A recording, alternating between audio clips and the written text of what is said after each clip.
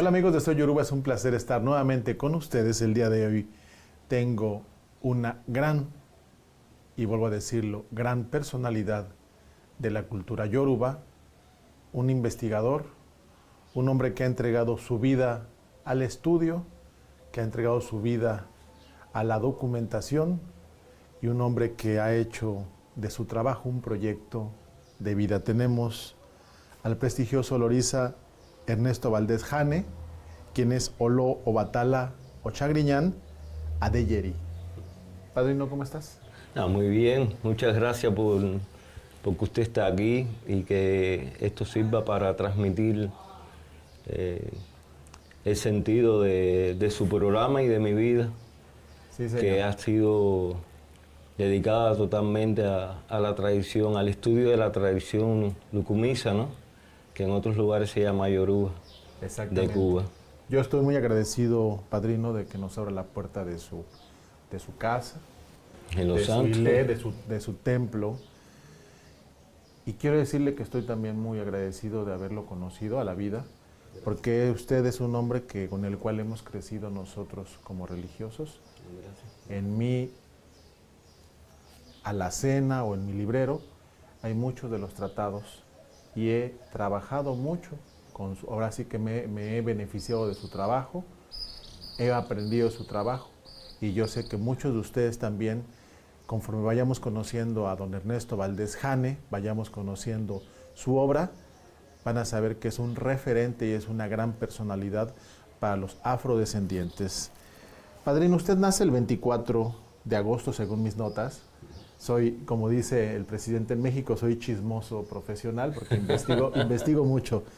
Nace el 24 de agosto del 51 en La Habana. Sí, en regla. En regla. Allí en La Habana. ¿Qué recuerdos tiene de esa época, de esa infancia, padrino? Bueno, yo vivía en una casa que éramos muchos, ¿no? Porque estaba mi abuelo Tapia con mi abuela Irene. Vivía en esa casa mi papá y su señora, mi madre. Y vivía allí también mi tío Macho, con su esposa Delia y sus 3 hijos. Era una casa muy grande, entonces estaba la entrada de la calle y había una gran habitación que mi abuelo se la había prestado, se la había entregado a un sirio. Es decir, en mi casa habíamos cubanos, blancos, negros, mestizos y había incluso un sirio. Desde que empecé a tener noción de mi vida, vi la heterogeneidad de género humano, lo diverso de género humano. Muchas culturas. Sí, porque mi abuelo era un hombre descendiente de isleños, se le muere su esposa y se casa con mi abuela, que era una mujer negra. Y entonces tenía sus 4 hijos anteriores, pero mi abuela traía sus 4 hijos anteriores, que eran con un hombre negro, ¿no? Y entonces tenía 4 tíos blancos y 4 tíos negros. Y después mi abuela y mi abuelo Tapia empiezan a tener hijos y tienen 4 hijos más. Entonces habían de diferentes edades y habían negros, blancos y mestizos y un sirio. Y la casa que ella me gustaba mucho y yo me acuerdo, nosotros vivíamos en la última habitación. La última habitación, el techo era de zinc. Y me acuerdo mucho cuando llovía, ¿no? El sonido de la lluvia, ¿no? Era una casa bastante amplia, que teníamos de todo, pero una casa bastante humilde, ¿no? Teníamos de todo, pero éramos bastante humildes. Estamos hablando prácticamente 8 años antes de la Revolución. Sí, sí. Usted llega a la Revolución, tenía 8 años. Sí. ¿Qué recuerdos tiene Ernesto Valdés Jane de esas épocas? No entrando en política, hablo de como niño, ¿cómo vivió usted? Mi abuelo, él tenía cataratas. Okay. Y entonces era débil visual y yo lo llevaba a todas partes. Era como su bastoncito. Era su, ¿cómo se le dice a los niños? ¿Lazarito? Era su lazarino. Y entonces de esa época yo me acuerdo de todos mis seres queridos. Me acuerdo mucho de mi mamá, de mi papá y eso, pero mi abuelo Tapia era lo máximo porque era el que me sacaba de la casa. Él tenía necesidad de ir a tal lugar y me decía, no, vamos con Ernestico. Él me bautizó a mí. Sí. José Marino Valdés Tapia, es mi padrino también de bautizo, y me llevaba a muchos lugares, me llevaba a ver a sus amigos. Él era de Cori en Jenny Abacua, él hizo una condue en Crico Guanamoto de la Potencia en Yegueyefo, y entonces también me llevaba a los plantes, me dejaba afuera, ¿no? Porque él tenía que entrar a hacer diferentes funciones en los plantes, ¿no? Entonces, la figura de mi abuelo Tapia y la figura de los Ecori en Jenny Abacua, de las potencias, de los ñaños, ¿no? Eso está en mi vida como haber ido al parque, a un lugar así. ¿Como un tatuaje? No, yo no tengo tatuaje, pero era... Como un tatuaje, como una marca. Es una marca. Y el mar, porque a él le gustaba mucho ir al mar y ir a las corridas de toros que había en regla en aquella época, ¿no? Él fue el que me sacó, yo tengo noción del mundo exterior a la familia gracias a mi abuelo José Marino Valdés Tapia. Y viví con él hasta 1988. O sea, ¿usted se crió con él? Sí, porque hubo un momento en que nosotros nos mudamos, mi mamá, mi papá y mi familia se mudan. Estamos hablando de los 12 hermanos. 4 que ya venían. No, 4. esos eran los de mi abuelo, 4, 4 y 4. Ya. Pero después mi papá se casa, nacemos todos nosotros, bueno, como es lógico, ya en el 68, por ahí, a principios del 68 nosotros nos mudamos de casa, pero yo me quedé con mi abuelo. Hasta que hubo un momento que mi papá y mi mamá, bueno, la familia decidió de que yo no durmiera más al lado. Yo dormía en la cama con mi abuelo. Y ya él estaba muy viejito y parece que notaron que él iba a fallecer en algún momento y no quisieron que eso ocurriera estando yo allí, y yo voy para donde están mis padres, ¿no? Sí. Pero mi abuelo y las Canarias también, porque él siempre me estaba hablando de los isleños y de esa historia. Mi vida en esa época, desde temprano vi la diversidad de géneros, de personas y también de nacionalidades, ¿no? Porque yo le preguntaba a mi mamá, bueno, yo no conocía a mi abuelo por parte de madre, porque él falleció, ¿no? Okay. Entonces le preguntaba a mi mamá por él. Ella me decía que era gallego, que era de aquí, que era allá, esto era isleño, estos son negros, estos son de origen, diferentes orígenes, ¿no? Pero no se hablaba como un tipo de discriminación, sino... No. Como una Allí era un categorización. amor Sí. gigantesco. Mis 4 tíos por parte de papá, por parte de mi abuelo Tapia, Sí. y mis 4 tíos por parte de mi abuela, trabajaban juntos porque mi abuelo se dedicaba a la venta de viandas y frutas.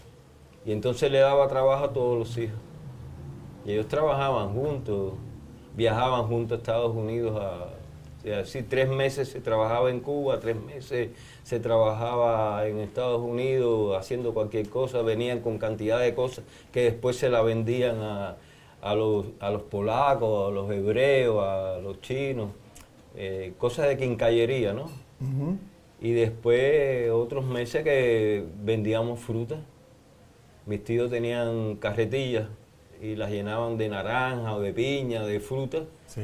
y la vendían en todas reglas, que era el negocio estable de la familia. El negocio estable de mi abuelo Tapia era vender viandas, frutas. Ok. Estamos hablando de los inicios de la... Estamos hablando ¿qué década? Estamos todavía hasta el 67, 65, 66, 67, 1900. O sea, todavía no se sentía todavía tan fuerte el estrago de la revolución, por decirlo así. No, en aquella época, es una época de tránsito. Ok. Después de la ofensiva revolucionaria, que es cuando en la etapa en que cierran todos los negocios particulares, yo le estoy hablando de 1968 Previo. para atrás. Ajá, sí. Que entonces se hizo más fuerte algunas escaseces y eso. ¿Qué edad tendría Ernesto Valdés en esa época? A ver, 68, 51, 16 años, 17 años. 17 años. Ya un joven, ya con ganas de comerse al mundo. Sí, ¿Qué sí. pensaba Ernesto Valdés a esos 17 años? Mi papá me enseñaba muchos libros de arqueología y de geografía. A qué se dedicó su padre? Mi papá era estibador del puerto de La Habana, de aquí de Regla. Él era un estibador. Él tenía varios oficios. Es verdad, a partir de un momento, cuando triunfa la revolución, él se queda fijo como estibador. Pero antes de eso, lo que él hacía era vender vianda, igual que mi abuelo, fue lo que le enseñaron. Pero le gustaba la cultura, le gustaba leer. Sí, era un gran autodidacta. Y él le inculcó esa necesidad de leer, sí, yo todos los libros de Levi Marrero. ¿Levi? Marrero. Él era un gran autor, okay. Era geógrafo.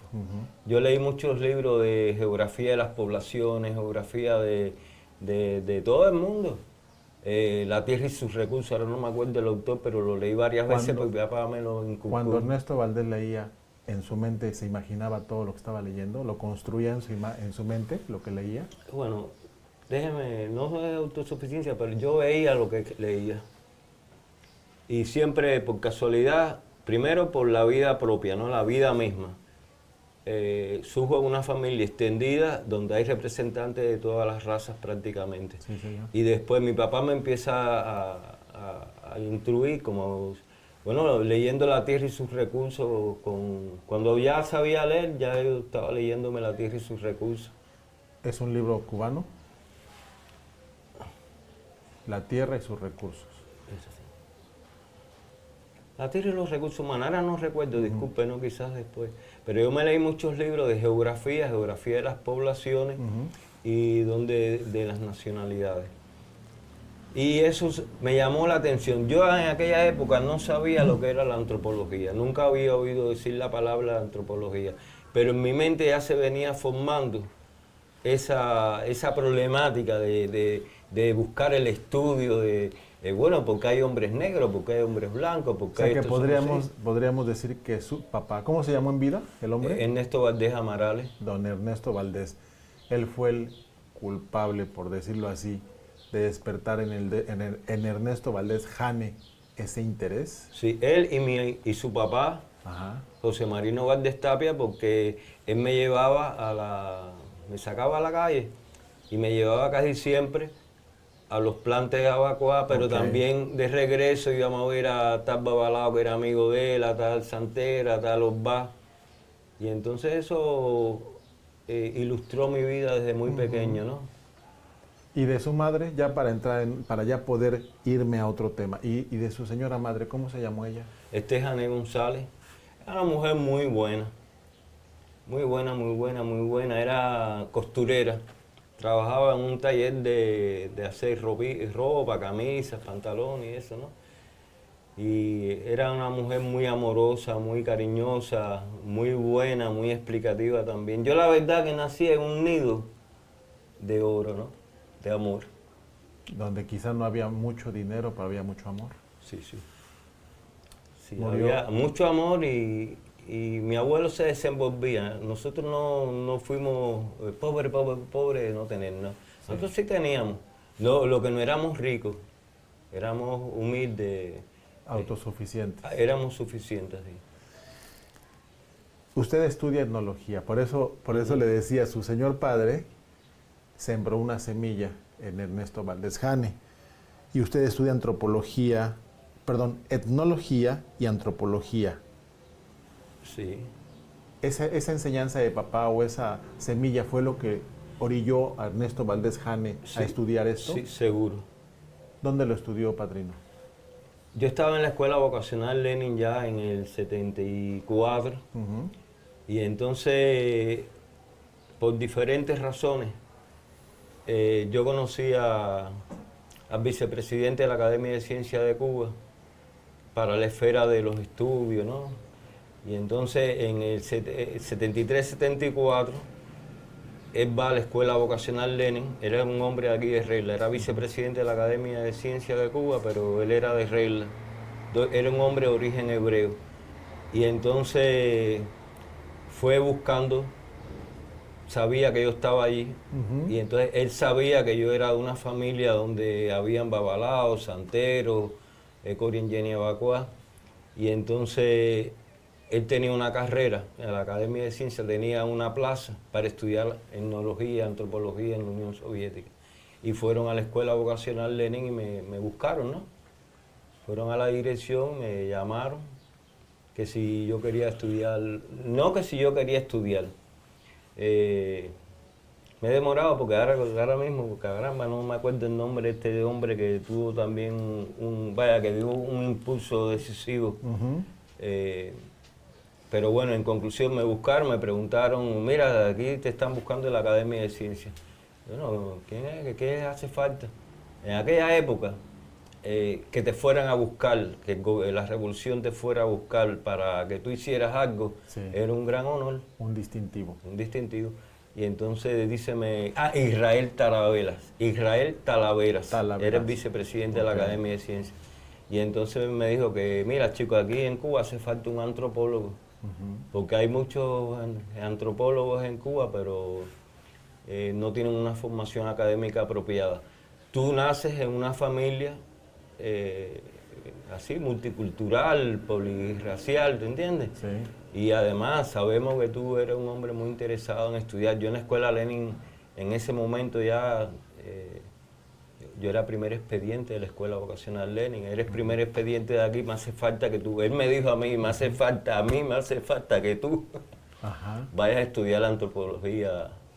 Y entonces yo le dije, bueno, esto es lo que yo he querido hacer toda la vida. Sí. Y ya. ¿Y se fue a Rusia? Sí, estuve... bueno, a la Unión Soviética, más bien. A la Unión República, sí, a la Unión de República... Soviética Socialista, la URSS. Soviética, la URSS. ¿Cuánto tiempo estuvo allá? 6 años. Casi 6 años.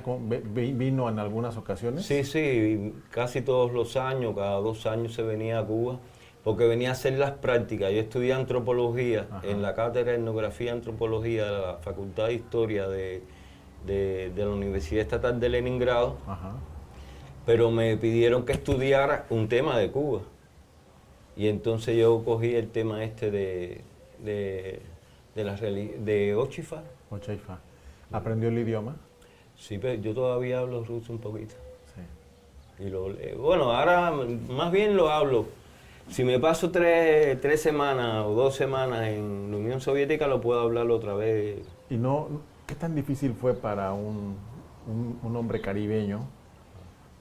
Yo sufrí. El clima, sufrí. el contacto con el eslavo, que es frío, que no tiene ese calor en la sangre, y aparte el clima. Las temperaturas en Rusia son extremas y aquí en Cuba es primavera todo el año. Sí. ¿Cómo le hizo Ernesto Valdés? La verdad me fue muy difícil. Los primeros 3 meses me fueron muy difíciles porque no me adaptaba al frío. Yo soy muy friolento. Y entonces no me adaptaba tampoco a las comidas. Y yo siempre he tenido problemas digestivos, ¿no? Y entonces las comidas allá, lo primero que todas son muy grasas, ¿no? Y me era muy difícil la salianca, el borscht, las cotletas. Son comidas son típicas. Comidas allá, sí, pero la comida allá se hace sobre la base de bastante grasa. O tienen más grasa que aquí en Cuba, entonces me daba algunos problemas en la vesícula. Pero bueno, en conclusión, después me adapté muy rápido. Yo tengo muchas ganas de vivir. Yo ahora tengo tremendas ganas de vivir. Yo tengo tantas ganas de vivir como cuando nací y tengo 72 años. Cuando yo me vi aquello, la pelona cerca, porque me sentía mal y iba a tener que virar para Cuba, hice así, me adapté y empecé a comer fruta. Muchas manzanas, peras, uvas, melocotones, casi todo lo hacía sobre la base y algo de... Yo me fui adaptando y sobrepasé aquello. Después, mi papá y mi abuelo, no, mi abuelo ya no estaba, mi papá me decía, ¿te vas a ir para Rusia? No andes con cubanos. ¿Por qué lo van a echar a perder o por qué? No, no andes con cubanos. Si tú vas para Rusia, anda con rusos. Y aprende con los rusos, con las mujeres rusas, con los amigos rusos y anda con rusos para que aprendas algo y aprende a esquiar, aprende a patinar, aprende a todas las cosas del invierno, ¿no? ¿Y qué les aprendió, más allá de patinar y esquiar, qué le aprendió usted a la cultura rusa?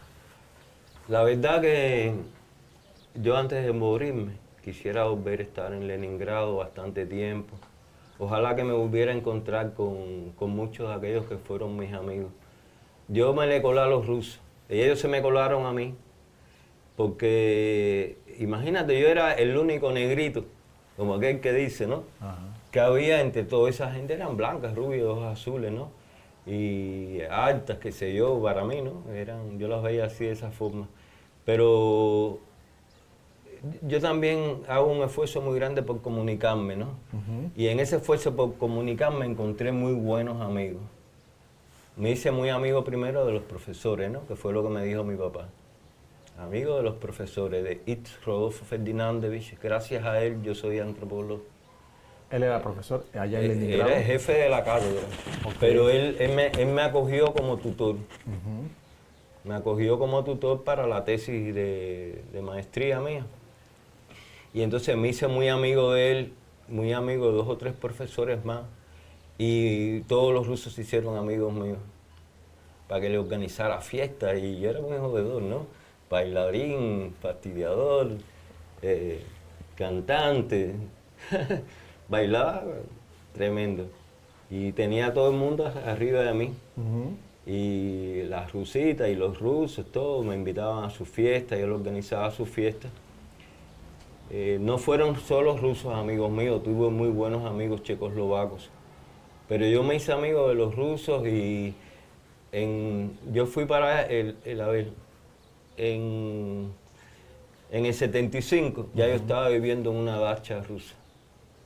Yo llegué en el 75, agosto del 75, en septiembre, en enero, en las vacaciones de invierno, ya unos rusitos me habían llevado en las vacaciones de invierno me llevaron para sus casas. Okay. Y ya me la pasé todos los 5 años que me quedaron, todos los inviernos me iba para las dachas, porque también tenía más posibilidades de estudiar, ¿no? ¿Las bachas? Dachas. Dachas. Son las casas de campo, Okay. Son unos troncos de madera. Dachas. Dachas. Y entonces estudiaba con ellos, gracias a ese consejo que lo seguí de andar para arriba y para abajo con rusos, para aprender ruso. Y me hice amigo de rusos que eran muy estudiosos. Y me enseñaron el idioma, que es vital. Y después, dése cuenta, en los primeros exámenes, eran una cantidad de asignaturas descomunales. Tenía más de 30 y pico de libros que tenía que estudiarme en ruso. Yo estaba en Cuba, pasé un año en la facultad preparatoria, pero en la facultad preparatoria uno no aprende nada casi, ¿no? Aprende, pero no aprende. Generalmente un antropólogo, ¿qué tipo de materias ve? Es una pregunta muy, muy amplia, yo sé que ¿qué tipo de materias o asignaturas? Bueno, todo lo que tiene que ver con las tradiciones de los diferentes grupos humanos, ¿no? Cada grupo humano tiene cada grupo humano acumula en su cultura o a través del idioma y en su cultura acumula X costumbres, tradiciones. El antropólogo lo que estudia es eso, las costumbres, las tradiciones que a través del tiempo pueden variar en algo, pero son bastante repetitivas y que modulan una conducta. Okay. Eso lo aprendí con ellos. Sí, fue un aprendizaje grande. Y cuando usted regresa, se acaba esa beca. Sí. Se acaba esa beca. Fue lo más doloroso de la vida. Es lo que yo nunca pensé que iba a tener que regresar a Cuba. Nunca en mi vida yo pensé. Yo me metí tanto en el mundo de la cultura rusa y de los estudios que ya yo no podía, a veces, disculpen, yo soy cubano, ¿no? Pero si voy a decir la verdad, ya yo no podía ni hablar español. ¿Se quedó una parte del corazón de Ernesto allá? Sí, yo vine porque en aquel momento yo era más comunista que Lenin, ¿no? Y entonces quería devolverle a la revolución lo que ella me había dado, ¿no? Pero yo estaba enamorado allá, yo estaba allá listo a quedarme en Rusia a trabajar, ¿no? Y tenía propuestas de trabajo. Y entonces, de todos modos, regresé por el patriotismo, ¿no? Y de no traicionar a la revolución. Yo no puedo negar que yo fui un revolucionario entregado a la causa de la revolución. Yo fui una persona entregada por completo. Sí, padrino. Y entonces, pero me costaba trabajo venir, vine para acá y nada, me empecé a adaptar de nuevo a la vida, pero todo el mundo, todo lo que había, todo por lo que había luchado se derrumbó, porque yo debía hacer el doctorado, y una candidatura y un doctorado, porque me lo había ganado por los estudios, ¿no? Pero la Academia de Ciencias de Cuba cogió reiteradamente los desgloses de dinero que hacían los rusos para que yo continuara estudiando, y yo no fui más nunca a la Unión Soviética, a pesar de que en 3 oportunidades me mandaron a buscar, pero la Academia simplemente mandaba a Ciclano de tal con el dinero que los rusos asignaban para mí, mandaban a este para que hiciera aquello, a aquel para que hiciera lo otro. ¿Se sintió traicionado Ernesto Valdés? Yo no me sentí traicionado, yo fui traicionado. No, es decir, yo como persona renuncio a mi persona por el compromiso que tenía. Y cuando regreso a Cuba, Cuba no me respaldó en nada. No me respaldó en nada. Bueno, verdad, no vamos a hablar de política, ¿no? No, cero política. Ah. Cero política. Pero tuve la suerte descomunal de que llegando a Cuba en el 83 me mandaron para Angola. Y en Angola, aunque radical, mucha gente pensó que era un castigo, allí es donde verdaderamente yo me hago persona, individuo, sin tener que depender de mamá y papá, sin tener que depender de esto, de aquello y de lo otro. Porque ahí vivió a diferencia de Rusia, ahí vivió ya una guerra. Le tocó vivir una guerra, le tocó vivir muchas más carencias. Sí. En Angola yo me hago persona y me hago antropólogo. Primero porque lo que iba a estudiar, el resultado tenía que ser útil, porque si no morían personas. Yo fui a Angola a trabajar con el tema de la problemática que podían existir entre una etnia y la otra, como consecuencia de lo cual morían gente. Por las matanzas. Sí, los problemas intertribales creaban emigraciones, creaban problemas y creaban también la muerte. Y entonces el gobierno de Angola y el gobierno de Cuba estaban interesados en que ocurrieran menos desastres, ¿no? Y yo fui allí para eso, aplicando los conocimientos antropológicos míos, qué pasa aquí, qué pasa aquí, qué pasa aquí, qué pasa allí, bueno, cuáles son las diferencias, cómo disminuir la problemática. Y le digo que fue donde me hice persona. Yo creo que en Angola yo aprendí a elegir por la vida y por la vida de los otros. ¿Por qué?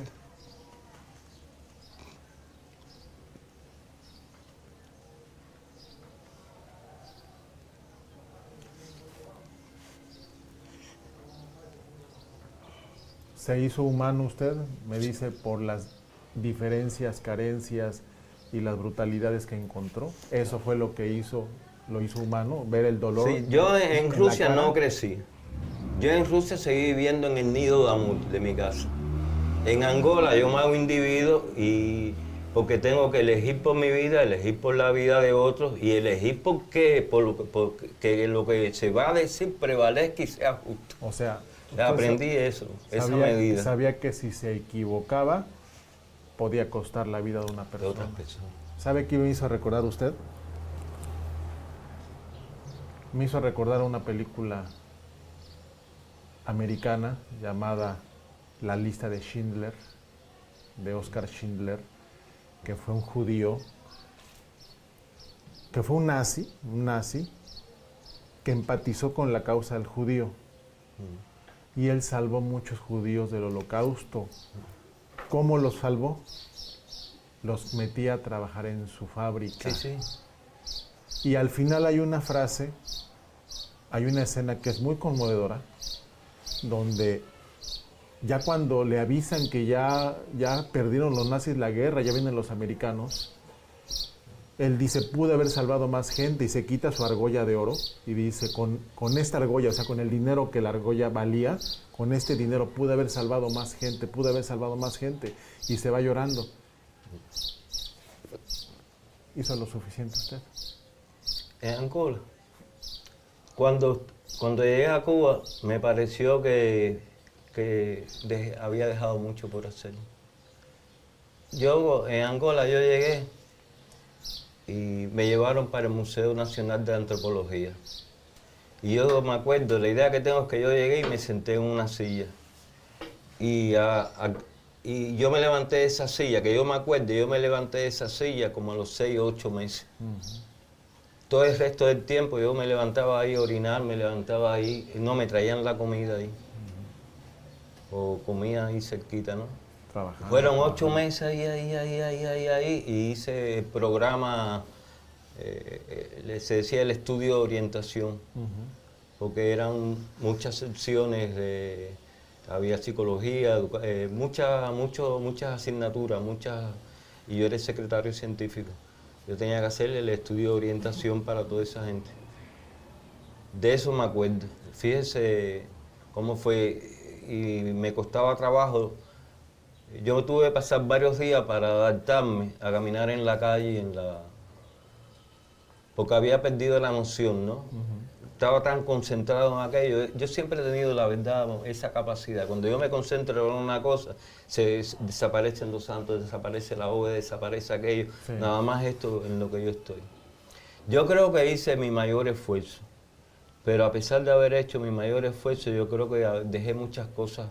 Es que era tanto también, porque no solo fueron los momentos difíciles, allí yo tuve la posibilidad de disfrutar, vivir con los mumuilas, de vivir con los tuchuecos, de vivir con los hotentotes, de estas etnias, de recorrer todo el país. Yo tenía todos los recursos del gobierno para recorrer todo el país, para conocer todas las etnias, ¿no? Por eso es por lo que le digo que en Angola, por lo que yo tuve que dar y por lo que fui capaz de recibir, me hice de verdad una persona. Después de Angola, Ernesto existió existió una nueva dimensión, como persona, como Ernesto Valdejanet y como antropólogo confirmado. Ya yo era antropología, disculpe, ¿no? Sí.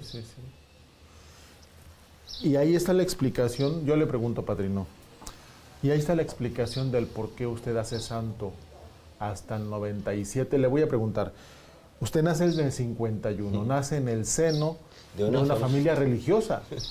Olorizas, Babalawo, Abacuá, etc.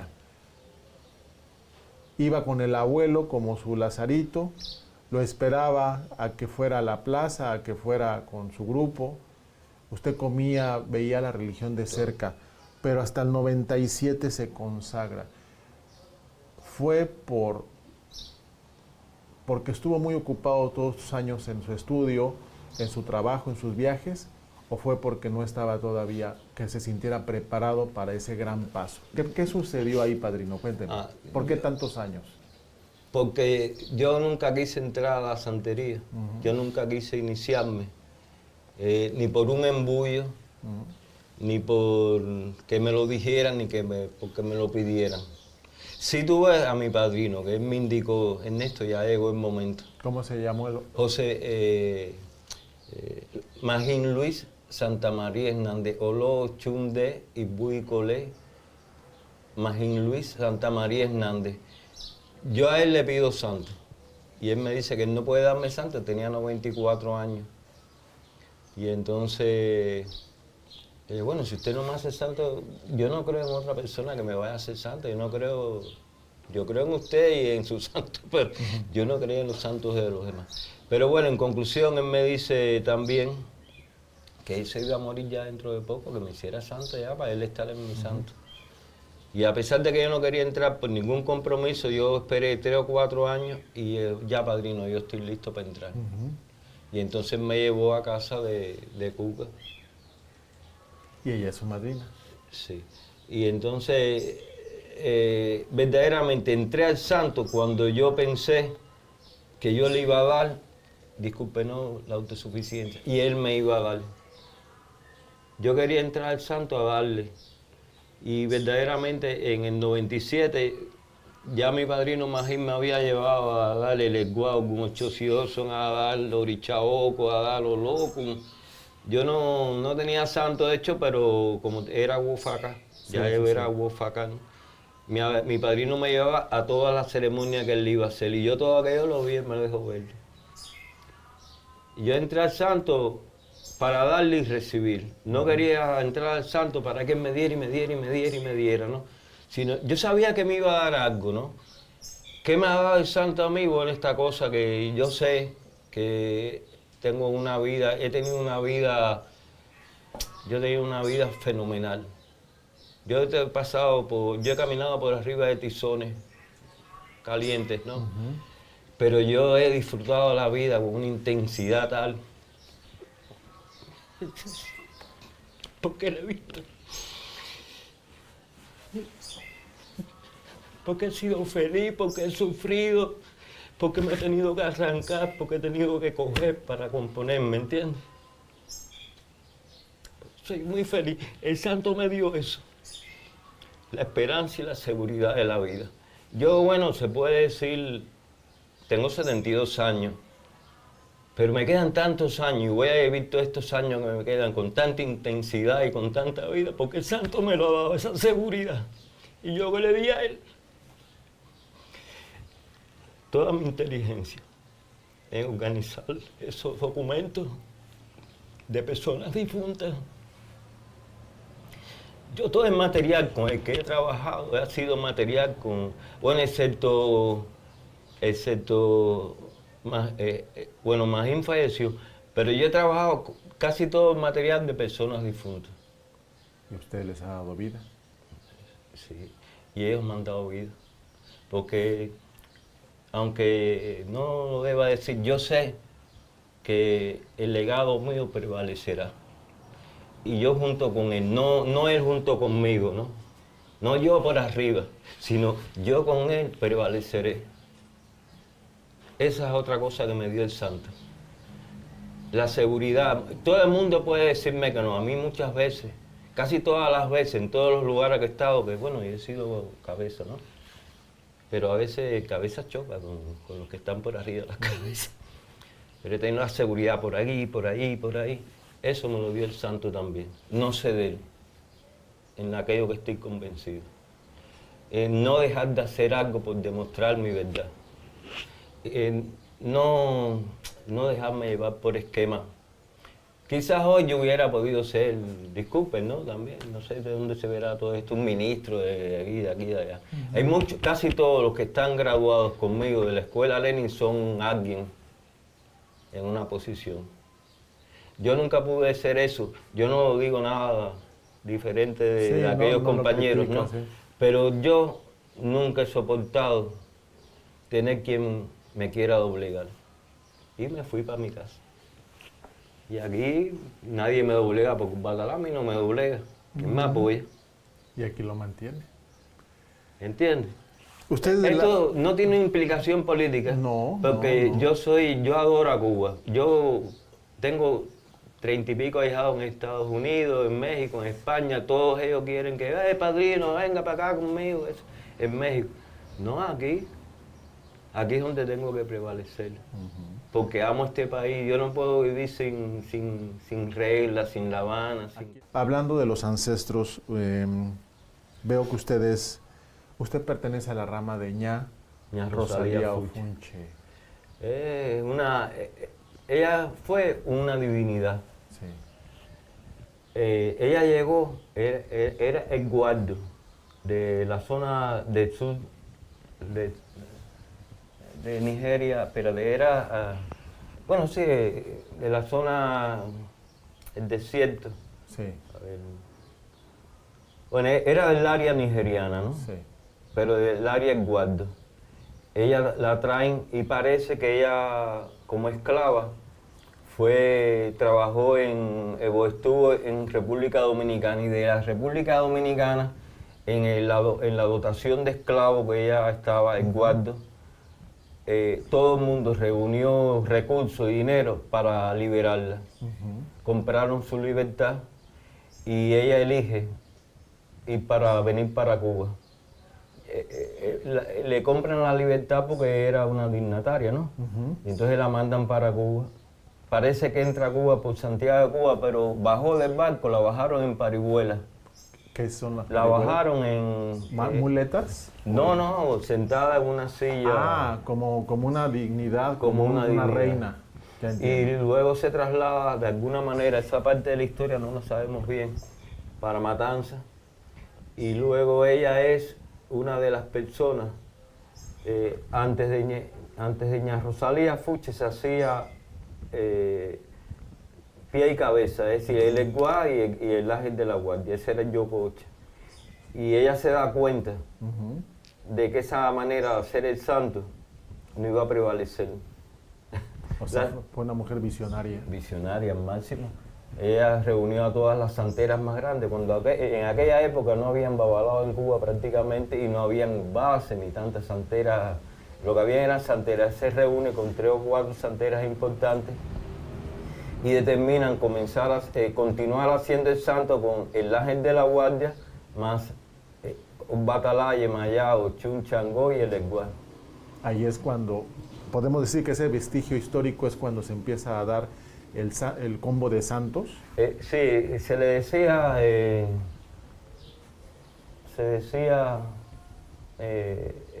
el Ángel de la Guardia y los santos de cabecera. Okay. Estamos hablando aproximadamente, ¿qué época? Estamos en 1800. 1800. 1800. ¿Y cómo, padrino, dentro de su investigación, cómo se determinaba el Ángel de la Guarda, Boris Alakbatori, en ese entonces? Bueno, hay una época, actualmente está bastante rígido, pero hubo una época que se determinaba el santo por dónde tú naciste. Okay. Eres el guardia, el Ángel de la Guardia tuyo es Batalá. Eres Araitacuá, el Ángel de la Guardia tuyo es Changó, ya. Eres por la tierra. Pero en Cuba se pierde eso porque no habían esas tierras donde predominaban esas divinidades. A Cuba llegan africanos de diferentes tierras, todo el mundo reunido en regla. ¿Cómo definimos el Ángel de la Guardia de la persona? Entonces hubo que hablar por el caracol. Eso es un proceso histórico. ¿De qué forma se dio? A lo mejor decían, bueno, tú eres de tierra del Guardo, tus parientes son el Guardo, tú eres hijo de Batalá, pero eso es una contradicción muy grande. Entonces se empieza a definir el Ángel de la Guardia con el caracol. Con el dílogo. Con el dílogo. ¿Comprende? Padrino, generalmente, históricamente ha habido una lucha, entre lo que es la ciencia y lo que es la fe. Usted es un hombre de ciencia en el sentido de que ha estudiado lo que es la antropología, la etnología, la historia, que eso responde a un método científico. Toda la ciencia responde a un método científico, pero la religión son actos de fe. Sí. Hay muchos antropólogos que muchas veces les cuesta trabajo aceptar sus preferencias religiosas, o más allá, hasta sus prácticas religiosas. Fue difícil para Ernesto Valdés, viene de una familia religiosa, decide estudiar etnología, fue difícil practicar, fue difícil aceptar, no fue criticado en su momento de que usted abiertamente tuviera alguna devoción hacia su Eleguá, le prendiese una vela. ¿Cómo fue ese proceso? Hubo un amigo mío ¿Sí? que era un sociólogo, Sí. que cuando se enteró que yo me había hecho santo me dio un golpe así en la gorra. Un zape. Sí, indiscutiblemente fui criticado, más visto, ¿no? Por cantidad de gente. Pero muchas personas que sabían que yo tenía un sentimiento religioso y una fe, a mí me lo respetaron. Quizás fue por problemas históricos, ¿no? Hubo un momento en la historia cuando empieza en Cuba a hacer algo que se le llamó desembarcos estratégicos de armas, ¿no? De armas de fuego. Es decir, cuando Cuba empieza a armarse,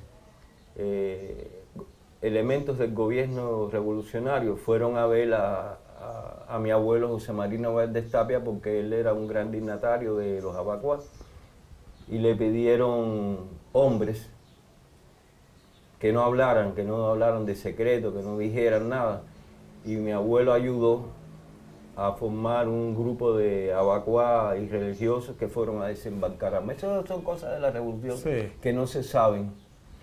Como mi abuelo hizo aquella vez, quizás se pudo haber tomado por alto que yo tenía fe religiosa, porque yo nunca, yo no la negué ni cuando me hicieron el proceso de la Unión de Jóvenes Comunistas.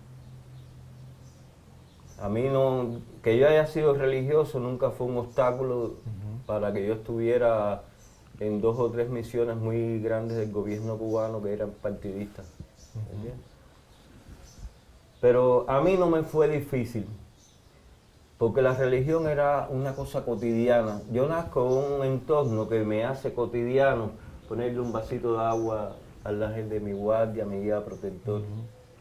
Y eso no tiene nada que ver con el pensamiento, para mí, en mi mente, el pensamiento racional y lógico.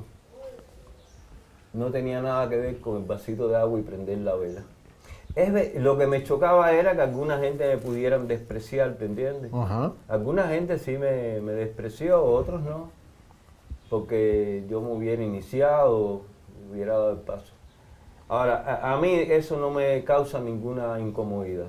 Yo tengo ahí mi Obatalá, yo sé que Obatalá existe, y eso es un acto de fe. Yo no quiero que usted, ni aquel, ni el otro lo crean, ¿no? Y eso a mí no me entorpece para relacionarme con ninguna otra persona, ni para enfrentarme a un problema objetivo, ¿no? Sí. Un problema objetivo. ¿Cuándo llegó doña Rosalía Fucha a Cuba? Bueno, hay que irlo a buscar en Santiago de Cuba los registros de migración, eso, ¿no? Y hay que buscar su fe. Fue bautizada en Cuba, hay que ir a la iglesia a ver en qué iglesia se bautizó. Y falleció cuando, hay que ir a buscar el certificado de defunción. Fue dueña de algo. Bueno, y entonces cuando yo construyo la historia de esa manera, me hace tener en cuenta que es indispensable un pensamiento lógico, objetivo y racional para comprender la historia. Pero cuando comprendes la historia de esa manera, no pueden venir a decirte de alguna cosa, por ejemplo, que los babalaos antes del 72 no sabían quién era Ordúa, ni sabían quién era Olócun. Eso lo cogieron de Ocha porque Olócun y Ordúa están en matanza. Lo entraron los santeros y le entraron las mujeres. Con Fermina. Con Ferminita. Entonces, comprende, en mi vida siempre he estado caminando. Una vez me dijeron que si yo tenía, ¿cómo se llama esto? Si era esquizofrénico, no sé, me dijeron una cosa esa. Porque podía entender las dos realidades al mismo tiempo y cada una en su posición. Yo tengo un pensamiento místico, religioso, yo creo en algo que la gente no ve, que no se puede comprobar, pero por otra parte yo creo tremendamente en las cosas que de una manera objetiva pueden analizarse en la historia. ¿Qué sucedió en la historia? Lo que sucedió en la historia no fue un acto de fe, fue un hecho histórico que tuvo un espacio, un tiempo. Y todos esos motivos, padrino, le pregunto, ¿fueron los que lo encaminaron a crear Proyecto Orunmila? Yo creo Proyecto Orunmila porque estaba angustiado. ¿Por qué? Estaba desesperado, angustiado, ¿no? Porque ya en esa fecha por las que yo me voy haciendo santo, ya yo no estaba dentro del santo, pero se veía aquí en Rella, yo conocía de muchos actos feos de los padrinos hacia los ahijados y muchos actos de indisciplina de los ahijados, ¿no? Y entonces el Proyecto Orunmila fue creado para los desamparados, para aquellos que habían perdido a su padrino porque ya no los quería después que le cobró el derecho. Y estaba también hecho para los padrinos que estaban angustiados porque habían expuesto su vida por un ahijado y después le salía con un abandono de fe, ¿entiendes? Proyecto Orunmila está hecho para amparar a todos aquellos que habían perdido el camino, ¿no? el camino de un padrino. Y ahora fíjate, mi padrino, Magín, fallece en el 2000. Magín falleció en el 2000, el día primero el 2000 él falleció. Sí. Yo me hago santo en el 97, pero entre el 97 y el 2000, ay Dios mío, yo creo que fueron del 97 al 2000 fueron los años más tristes y más desesperados de mi vida, porque lo perdí todo. Perdí a mi padrino que falleció. Él tuvo oportunidad de ver su obra. Los inicios de los inicios no, yo la hice con él. Muchas cosas lo hice con él. Sí. Pero Magín falleció en el 2000 y yo no estaba preparado para no tenerlo. Ya era muy grande. Me faltaba, ¿no? Ya era muy grande él. Sí, sí. Me faltaba Magín. Y también había mucha injusticia. Y entonces decidí crear Proyecto Arunmila para apoyar a aquellas personas que habían perdido un amparo, padrinos o ahijados, para señalar algunas cosas, las reglas de Ochifá que no estaban escritas. ¿Comprende? Proyecto Arunmila también está hecho se hizo con el objetivo de esto que se dio, ¿no? De crear un referente, que es Documentos para la Historia de Ochifá. ¿Comprendes? Tenía documentos para la historia y la cultura de Ochifá. Sí, y vaya que ha sido un gran trabajo. Un referente. Existe Ochifá antes de Documentos para la Historia de Ochifá y después. Porque ahora el que no quiera seguir reglas y normas puede hacer lo que le dé la gana. Pero el que quiera tiene ahí documentos para orientarse. Hay una pista para cada cosa. ¿Y de qué forma, le pregunto, padrino, de qué forma Ernesto Valdés empezó a recopilar esa información? Entendiendo que mucha de la información era oral, mucha información no la había escrita. ¿Cómo empieza Ernesto Valdés? Me dijo que con su padrino, ¿cómo se empieza a recopilar esa información? ¿Qué puertas te tocaron? ¿Qué puertas no se abrieron? Empieza porque en el 80 yo me gradúo y yo tengo una conversación muy grande con mi tutor antes de... Y entonces me dice, mira, el trabajo estuvo muy bueno, pero ¿qué hiciste? Y me hizo un recuento de todos los trabajos que había hecho, de todos los trabajos de curso que había hecho en la cátedra, ¿no? Y casi me dijo, son fritos y refritos, fritos y refritos. Pero cuando él sabía de Cuba eminentemente, pero ¿qué hizo este autor y qué hizo este otro autor y qué hizo este otro autor y qué están haciendo los autores de ahora? Hace falta ir a las fuentes. Y me dijo, y te va a ser muy difícil, porque te tienes que negar tú como antropólogo. Hay que ir a las fuentes documentales, y si vas a las fuentes escritas, bueno, tiene que hacer todo el procedimiento ese y dejarlo. Yo preferí las fuentes documentales. Negarte como antropólogo, padrino, es no escribir yo y decir cosas. Exacto. Que fue lo que yo hice. Quitar el pensamiento crítico, racional, así de sencillo, ¿no? ¿Eso significaba? Sí, significaba coger esta obra y no tratar yo de decir sobre ella, sino dejar que ella diga lo que es documentos para la historia de Ochifá. ¿Es eso? Es dejar hablar a aquellos que escribieron eso, aunque sean anónimos.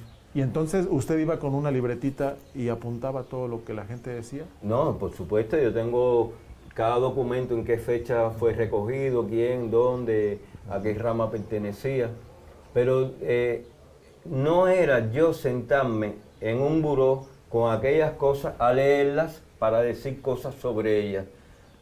La idea que me dio tanto Magín como Itz fue dejar que esos documentos dijeran lo que ellos son. No los perturbe, no le agregue una palabra, no le cambie acento, no le cambie nada, déjalo que la gente los entienda, para que ellos digan lo que son.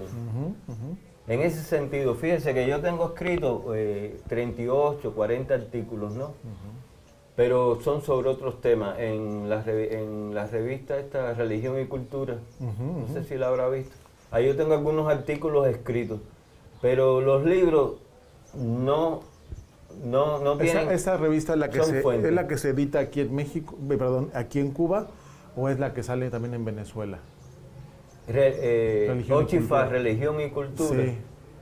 Esa se edita por Proyecto Rumila, Sí, pero ¿no? hay mucha gente que la está reeditando. Pues, Sí, mucho plagio, es otra de las 38, cosas que ahorita vamos a hablar de eso. Padrino, fíjese, en el año del 1972, 72. 72, ajá, al lado de un equipo de investigación se funda Proyecto Orúmila.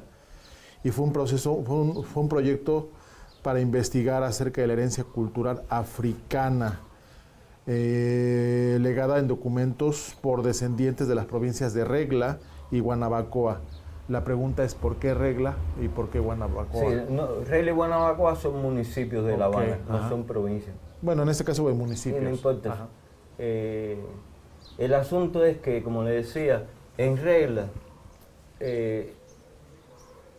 antes de que, a ver, ¿cómo decirle? En Regla, antes de que los esclavos fueran desembarcados aquí, estábamos viendo cómo los desembarcaban allá. Cuando se prohibió la trata, simplemente por esa misma bahía entraban y desembarcaban. Aquí en Regla hubo desembarco directo, venían de África y lo desembarcaban aquí, y en la plaza de la Madre, el Parque de las Madres, ahí los vendían. Y entonces de Regla salía una ruta que iba hasta Campo Florido, distribuyendo a todos esos esclavos. Eso ocurrió durante años. Entonces Regla tiene una huella muy profunda de lo que es el negro africano. Y Guanabacoa también tiene otra huella, un poco más interesante, porque muchos españoles y otros europeos que vivían digamos, en La Habana intramuros, tenían en Guanabacoa. En Guanabacoa usted ve casas que parecen palacetes, y cuando va a registro de la propiedad, los dueños eran negros africanos, recién liberados. Entonces, Guanabacoa tiene ese misterio de esa cantidad. Fíjate que de Guanabacoa salen los primeros mulatos y negros a España a estudiar en las universidades grandes. ¿Por qué? Porque eran financiados por sus padres españoles o europeos. Entonces, Regla y Guanabacoa, en Guanabacoa también hubo grandes dotes de esclavos. Y verdaderamente, no sé si es por la cantidad de espacios que hay allí, hubo muchos templos. Regla y Guanabacoa, cuando tú los analizas en su conjunto, tuvieron muchas pequeñas potencias de negros agrupados. Mire, esta casa, bueno, hoy es así, pero desde esa esquina hasta esa de allá y 100 metros para atrás era un cabildo. Y te pones a excavar en el patio, a hacer algo para una casa, y encuentras fundamentos religiosos. ¿Comprende? Este lugar fue una patria de los Enyegueyé. ¿Comprende? Y entonces Regla y Guanabacoa tienen una densidad de este fenómeno que no ocurre en Marianao. Quizás algún lugar así como Perico o Pedro Betancur en Matanza, ¿comprende? Y entonces también yo empiezo Proyecto Orúmila sin un centavo, sin un apadrinamiento, sin un financiamiento. Yo lo empiezo con mi salario, o con el dinero que tenía, o con lo que podía. Y entonces Regla y Guanabacoa me son caminando, y voy a Guanabacoa. Y caminando ando en todas Reglas. Por eso lo centré en Regla y Guanabacoa. Y también para tener una información más homogénea. ¿Y qué otros puntos tendría que buscar, o en qué otros puntos tendríamos que investigar? Para comparar. Para comparar y conocer esa, ¿le podemos llamar esa ruta del esclavo? Tiene que ver con eso. Fíjate que después vienen la gente de la UNESCO y ponen a Regla en la ruta del esclavo. Ahorita vamos a platicar de ese asunto, padrino. Esclavo. Padrino, dentro de sus... No me gusta la palabra informante, porque informante suena a la policía. Pero dentro de las muchas fuentes que usted acudió, ¿usted también contó con el apoyo de Miguel Febles y de Tata Gaitán? ¿También hubo esa fuente? Ya estaban difuntos. Ya. ¿Pero tuvo acceso a documentos de ellos? Sí, a través de Orlando Justicierra, ¿El quién fue? Orlando fue Justo y Sierra. Orlando Justiciera, fue un Olochun, Atzedan, Agonio Rumila y Fabbi, Omor de Fao Salo Fobbeyo, de aquí de La Habana Vieja. Pero ¿por qué él es de La Habana Vieja y yo incluyo su información como parte del proyecto Rumila? Porque es que Pipo desarrolló toda su vida aquí en Casa Belardo, a 3 casas de mi casa. Y todos los ahijados, él se hizo IFA aquí en regla. El otro es mi gran amigo, ¿cómo se llama? Está hablando Justiciera. Y bueno, todos son babalaos. Las 3 fuentes de IFA que uso son babalaos asentados en regla. Y las otras fuentes son de Regla y Guanabacoa. Yo traté de coger la información de Regla y Guanabacoa, Sí. de gente que vivieran en Regla y Guanabacoa, y no tuve nunca, los babalá y los santeros me dieron desayuno, almuerzo y comida. Ok. Me dieron. Cuando se va construyendo o recopilando información, la información se recopila, se acomoda y de ahí vienen los libros, de ahí vienen los artículos. Lo primero que hacíamos era fotocopiar. Ajá. Fotocopiar. Después, por lotes de procedencia, los tecleamos, los mecanografiamos. ¿Y quién le ayudaba en esa labor tan titánica? Bueno, fueron 40 y pico de años, fueron muchos años, pero Sí. también hubo un momento que, aunque parezca increíble, los redactores y del periódico Gramma, Ajá. la gente que trabajaban en, ¿cómo se llama esto? Mecanografía o no sí, sé. ellos me revisaron la ortografía y redacción. Pero de una manera, es decir, el documento aquí, ellos tecleados, nosotros se lo llevábamos para que ellos nos hallaran faltas de ortografía, redacción. La gente del periódico Gramma. Aparte de la recopilación que usted hizo de información, también hay momentos de la historia donde otras personas también se dedicaban a recopilar información. Sí, ¿cómo no? Y sacaron libros, sacaron tratados. En este caso, por ejemplo, el famoso Dice y Fa, escrito por Pedro Arango, 1948. ¿Cuál es su opinión? Porque hay cosas muy polémicas sobre don Pedro Arango que ahorita voy a tocarle. ¿Cuál es su opinión de ese Dice y Fa de Pedro Arango? Bueno, si Pedro Arango no hubiera escrito ese Dice y Fa, Sí. ese Dice y Fa que él escribió es estelar. Ajá. Ese Dice y Fa tiene 2 o 3 versiones. Yo le conocí 2 versiones. Y con ese Dice y Fa, todos los babalados de Cuba aprendieron IFA. Era el único documento. El único documento que existía era ese, el Dice y Fa. Y había 2 documentos más verdaderamente tratados de orden de IFA. Uno que hizo Benito Che Paure. Benito Rodríguez, ajá. Benito Che Paure. Y otro que era de el pariente de Miguel Feble, el padre de Miguel Feble. Ramón Feble, que hizo el otro tratado de orden violento. Sí, porque fíjese, la historia, hay un autor, y esa es una historia que es obvio, en Cuba muchos círculos la conocen. Sin embargo, es una historia que un autor llamado David H. Brown, también conocido como Edwin Colate, en un libro David llamado... Brown. Sí. Yo lo conocí personalmente. En su libro Pataquín. Estuve en el santo de él, creo. Mire, le vamos a mandar un saludo al caballero. En su libro Pataquín, él narra una historia trágica, pero trágica, donde se dice cómo Pedro Arango obtuvo la información de Miguel Febles Ordicá y cómo fue la muerte. ¿Cómo va esa historia? ¿La conoce? Esa historia yo nunca me he metido a profundidad en ella, ¿no?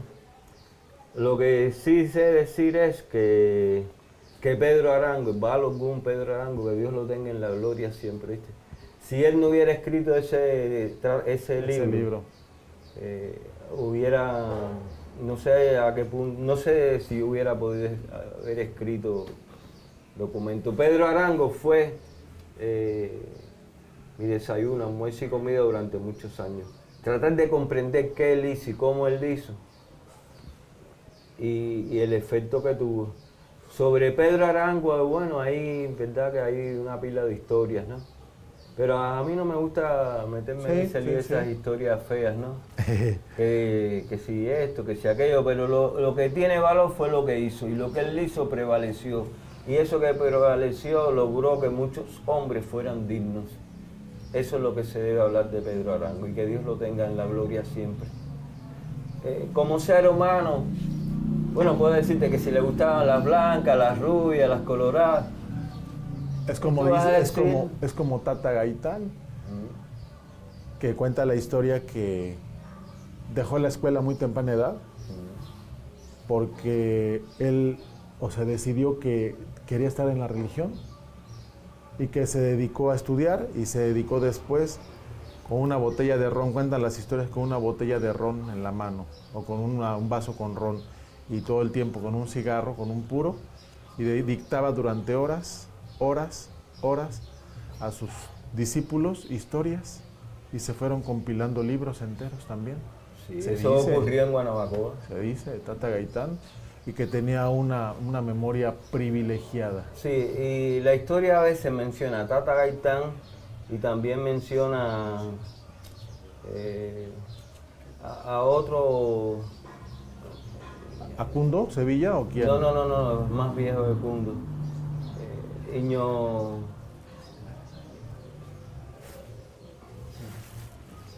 Hay otros que se mencionan, después lo vemos.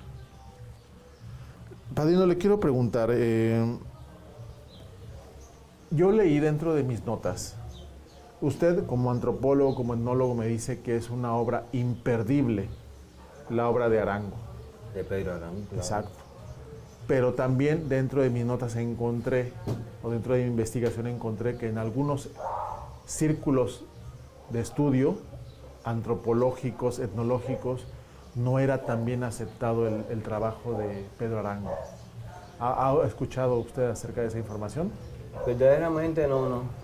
Lo que sí sé es que el DICIFA mío, Aguarun, la DICIFA, está hecho en honor a la memoria de Pedro Arango, y lo pude superar en 4 o 5 historias nada más. A ver, es decir, siendo yo antropólogo, teniendo a Omar García Ruiz, a Michelle Hernández López, a Julio Valdés Llané, y a un equipo de gente asesorándome alrededor mío, yo lo que hice, lo que le pude corregir, yo me metí en eso, fui cabezón, cogí el libro de Pedro Arango, coño, si esto es tan bueno, ¿por qué? Déjame ver. Y cuando me metí de lleno, después de 12, 13 años trabajando, lo superé en 3 o 4 historias, que es el DICIFA mío, Aguarun, la DICIFA. Ese libro está hecho en honor a Pedro Arango, y nada más lo superé en 4 o 5 cosas. En 4 le corregí algunas historias que no estaban en su lugar y eso, ¿no? Y con 11 bases y dio 12 avalados, corrigiendo lo que yo escribía. Sin embargo, su obra, padrino, su obra no se limita a la cuestión IFAD. La obra de usted, o la obra de Proyecto Orúmila, también se extendió a la parte de Ocha. Sí, indiscutiblemente tenía que escribir el tratado de Leguara. Sí, señor. O Batalá, Yemayá, o Chun, Changó, y se los trataba por cada uno de los santos, todo lo que había. Y luego, ¿cómo fue ese proceso de un ejemplo de ir encontrando todos los caminos de Eleguá, los caminos de Obatalá, y muchas veces investigando también, a veces hasta las cargas, a veces hasta los palos, a veces hasta todo, parte de la ceremonia? Fue muy difícil, pero también yo, en mi proceso de investigación, todos los investigadores pasamos mucho trabajo muchas veces, pero yo pasé el menor trabajo que puede pasar un investigador en mi obra. Yo tuve la colaboración más inaudita, más valiente, más grande de los babalaos, sin ser babalaos. Yo tuve el apoyo de Orlando Justicierra, tuve el apoyo de Belio Rial Orduñez, tuve el apoyo de Raimundo Vázquez Fraga, que fueron grandes babalaos, y a través de ellos... ¿De aquí de Regla? Sí, de Regla y Guanabacoa. Tuve un apoyo descomunal. Pipo me dio los 16 archivos de él de los IFA. De IFA. Belio Rial Orduñez me dio los 16. ¿Y esos habrán sido dictados por quién? ¿O de quién es esa Son de información? Rayleigh Guanabacoa. Vienen, ¿De dónde vienen esos escritos? dicen que todo emana, hay que buscar la fuente en Irete Teterdí, Bernardo Rojo. Ajá. Dicen que los caminos en Cuba, el grupo grande de caminos en Cuba, son escritos bajo la tutela de Bernardo Rojo y Irete Teterdí. De ahí emanan los caminos. Después hay grupos de caminos que salen de otras fuentes, ¿no? Padrino, ya que estamos con estos diferentes materiales que han surgido en Cuba, proyectos materiales, ¿y cuál es su opinión del famoso manual del Oriate, recopilado en este caso por Nicolás Valentín Angarica? Le hablo del 1955, también ya antiguo. Fue un reto. Para él, ¿Un reto para él, para Nicolás Valentín? Para él y para la vida, porque era una época muy cerrada, ¿no? Y él, en medio de todas las limitaciones, el secretismo que había, él logró dar unos saltos que demostraran que era preciso, que era necesario comenzar a fijar lo que era Ochifá en documentos, porque una religión que no tiene libros, que no tiene documentos, y él está el Balogún Pedro Arango, que es el primero que escribe una cosa importante, que fue el Disifá de Pedro Arango. Después vino Nicolás Angarica. En el 48 y luego en el 55. Ajá. Sí. Fue un gran reto. El libro, él hizo todo lo más que pudo. Si lo vemos desde este punto de vista, fue un reto, fue una base para que otros continuaran, ¿comprende? Indiscutiblemente, él hizo lo que en aquella época se podía hacer. No fue tan explícito, ¿no? Yo creo que lo importante de la obra de Nicolás Angarica es que crea como un adoquín, una plataforma para continuar. Yo creo que si no hubiera existido Pedro Arango con su Disifá y Nicolás Angarica, a lo mejor a mí no se me hubiera dado tan fácil crear documentos para la historia. A ver, no, fíjese, padrino, no traía esa pregunta elaborada. Si no hubiera existido esos dos libros, ¿cómo cree usted que hubiese sido la consulta del religioso? ¿Cómo hubiese sido el trabajo del religioso? El que se sienta y tira la cadena, el que se sienta y tira el dilogún, el que se sienta y tira el obi. ¿Cómo hubiese sido? Muy disperso. Guiándose por la intuición, lo que le diga su muy muerto. disperso. Estos libros crearon un precedente para en medio de la diversidad que por su esencia trae Ochifá como consecuencia de la diversidad étnica que le da origen. Sí, señor. Hubiera estado muy disperso todo. Ahora yo le pregunto, fíjese, siguiendo ese mismo tenor de la pregunta, ¿de qué forma usted que se dedicó a recopilar información, mucha de esa información tal cual como la dictaba la persona? Ahora yo le pregunto, ¿de qué forma ciertos pataquís, obras y ceremonias se fueron adaptando a la realidad de Cuba? Porque muchas historias vienen del África, de la realidad de Nigeria, de la realidad del clima, la pobreza. No podemos, para ellos muchas veces los peligros era que te atacara una fiera en el camino, que te agarrara una tribu enemiga. Eso no pasaba aquí en Cuba, no tenía la gente miedo de que te comiera una fiera en el camino. ¿Cómo se fueron adaptando esas historias? Bueno, quizás son supuestos porque son cosas... Bueno, cuando yo logré compilar 2020 de Camino, y cuando los leo todos por orden, y por circunstancias. De todos modos, hay un hilo que desde los pataquín más antiguos hasta los más modernos, que se nota, se deja ver una historia en la que tú te percatas de cómo aquellos peligros que existían en África se transforman a los peligros o a las circunstancias adversas que podían darse en Cuba. Se ve fácil. Se ve desde el campesino fajado, el campesino en contradicción con los dueños de las tierras, hasta la época así esta en la que aparece más el obrero, digamos. Se ve lo que sucedió en la historia.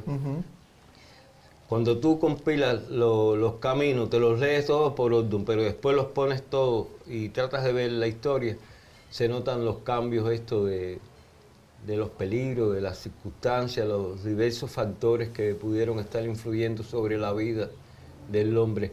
Los pataquí no solo reflejan un hecho histórico que se fosilizó y viajó independientemente de la época hasta este momento, también ellos están inmersos en el cambio de paradigma, ¿no? En la construcción del pataquí también tendrá que ver las vivencias propias de una comunidad o hasta de un padrino. Se nota. Se nota. Yo sobre eso no pude escribir, no he escrito. Lo que tengo son las impresiones que me dio la compilación, ¿no? Pero está reflejado todo lo que sucedió, y lo he repetido varias veces, todo lo que sucedió en la historia está inmerso en esa esencia que no cambió. Que no cambió, que tiene que ver con la interpretación o la comprensión que se hace de una divinidad, de una ceremonia o de un mismo orden funcionando. Porque el orden, un momentico, existe de dos maneras. El orden existe per se, sin estar aplicado ni a un hombre ni a una situación. Y el orden de Ifá existe aplicado a eso para lo cual se consultó. Esa es la grandeza de Ifá. Por eso Ifá y Ochifá van a prevalecer muchos años, porque él es capaz de conservar, ¿no? Y desarrollar. Esa es una virtud de Ochifá. Es capaz de conservar lo que sucedió desde el punto de vista del mito, lo que dice el orden, lo que es un acto de fe, y te permite ver también lo que ocurre. Pero luego, un orden de Ifá o el conjunto de orden de Ifá llegan a tipificar una situación que la hace totalmente diferente de cualquier otra que haya existido en la humanidad. Exactamente. Esa es la razón por la que Ochifá prevalece, porque además el Dios a veces puede ser hasta tú mismo. Cuando tú estás consultando, tú estás como interactuando, ¿tú entiendes? Es una facilidad que tú sabes qué cosa es que yo pueda con Olócun o con Olófin, o con San Lázaro o con Ordúa, intercambiar, y yo hablo y él me pregunta y yo le respondo. Por ejemplo, cuando el babalao tira el lócole o cuando el santero tira el caracol y viene lo que te dice el santo, pero después que le di, por ejemplo en Ifá, el toyal, el primer testigo, el segundo testigo, después cuando tú elaboras la profecía, tú estás intercambiando directamente con lo divino. Porque Ochifá es algo místico y divino, pero ella también considera divino al hombre. ¿Cuándo te considera divino? Cuando tú estás elaborando la profecía, tú tienes que pensar, tú tienes que aplicar tus conocimientos, tú tienes que sacar de tu sapiencia, de tu sabiduría, de tus conocimientos. Ahí estás interactuando con la divinidad. Es algo que no lo da ninguna otra religión. No lo y da. Es algo que la hace única. Padrino, dentro de... De esto podemos hablar en otra ocasión, porque esto es un tema de horas. Es un tema que vamos a desarrollar. Resumiendo, en este sentido, Ochifá es espíritu y materia. Las dos cosas tienen un valor descomunal. Es decir, tiene un valor descomunal lo místico y tiene un valor descomunal el hombre con su sapiencia, con su sabiduría, con sus conocimientos, con su experiencia, irse ajustando para encontrar una solución a una problemática. Padrino, dentro de toda esta construcción de historias, dentro de toda esta construcción o recopilación de pataquís, hay algo que me preocupa bastante, que leí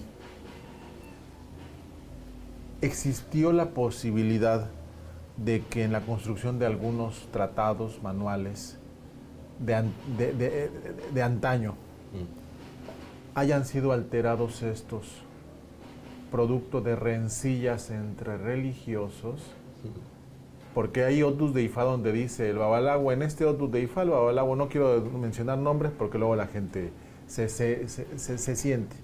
En este Otus de Ifá, el Babalawo no puede parir más que 5 ifases en su vida. Este Otus de Ifá te imposibilita. Este Otus de Ifá dice que la persona es homosexual. Pero leyendo yo, encontré historias o encontré hipótesis o encontré cosas donde habla las rivalidades de antes, donde era la forma en que ellos se mandaban mensajes. Ah, ok, usted se metió conmigo, entonces yo escribo que en este signo determinado no puede usted hacer Ifá. O si usted saca jala en la playa, los que hacen Ifá, no voy a revelar secretos. El que hace Ifá inicia en la playa, al menos la parte como yo lo aprendí, como yo fui consagrado. Ifá inicia en la playa y ahí se jala un signo. Si usted saca este signo de Ifá, no puede ser, no tiene pase ya para Babalawo. ¿Habrá existido esa posibilidad de que se tergiversara, se manipularan, hubiera alguna trampa ahí? Bueno, yo quiero responderle esa pregunta de una manera bastante personal. Sí he encontrado caminos que fueron escritos para destruir a otros hombres. Y sí fueron alterados algunos Ordun de Ifá, poniéndole cosas, ¿no?, que estigmatizaban a aquel que lo pudiera, pero era como consecuencia de alguna rencilla que hubiera existido. Sí existió. ¿Y se quedó con una regla para muchos? Sí se quedó como reglas para muchos. En proyectos, en documentos para la historia, yo quité todo lo que encontré de eso. Pero hay otros que sí mantienen, otros que han sido manipulados, alterados, y circunstancias. Eso es cierto. Es muy difícil ubicárselas ahora, ¿no? Pero si uno se pone a estudiar cuidadosamente, nada más que cojamos los 2000 y pico de caminos de los Ordun de Ifá, sí pudo haber manipulación en algunos. Proyecto Orunmila. Es un proyecto que nos platicaba usted que se ha financiado con recursos propios y con la bendición de Dios y de los santos. Y de los babalá y los santeros. Y de la gente que ha puesto su tiempo, que seguramente muchos no han cobrado. No nos cobraron, no hubo nunca un babalao en regla, ni un santero, ni un obá, que cuando nosotros hubiéramos ido a su casa nos haya querido cobrar algo o nos hayan pedido algo. Toda la vida lo que nos facilitaron, la estancia en sus casas mientras estábamos trabajando con ellos. Y nos invitaban siempre a sus cumpleaños de santos, a los yoyés, nos invitaban siempre a las fiestas particulares, a las fiestas públicas. Donde a nosotros hubo momentos que nosotros nos matamos el hambre en una casa un santero, ¿no? Sí, donde yo... Disculpe que lo haya dicho, pero fue así, nos matamos el hambre, llegábamos con hambre. El trabajo fue muy intenso, muy continuado. Esto fue un trabajo de empezar y ahí, hasta que salió publicado, sin descansar. Sí. Y eso requiere muchos recursos. Corregir los documentos, que los correctores de periódico Gramma nos hicieran las correcciones de los mecanografiados a nosotros, nos cobramos la cuantía un poco cara, 36 pesos creo.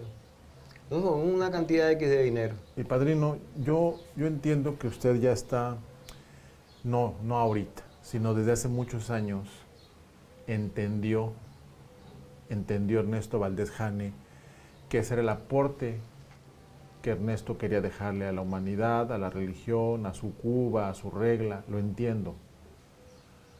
Pero ¿por qué no haber puesto un precio a ese trabajo, a ese talento, para también pues darle un poquito de beneficio a su gente?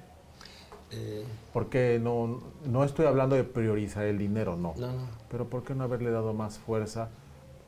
Se lo digo porque mucho de su trabajo la gente lo puede obtener gratis en redes, en plataformas, y no se me hace justo. Pero el asunto era, ¿por qué nunca me fijé tanto en varias cosas que tenían que ver con el dinero? Porque yo estaba trabajando desde Cuba y todos los cubanos que vivimos en Cuba somos proscriptos, ¿no? Casi no tenemos derecho a nada porque ¿cómo yo persigo a alguien que esté en el tema este de plagio, ¿no? Si es esta la pregunta. Sí, señor. Pero también, ¿por qué se llama Proyecto Rumila? Proyecto Rumila es bondad.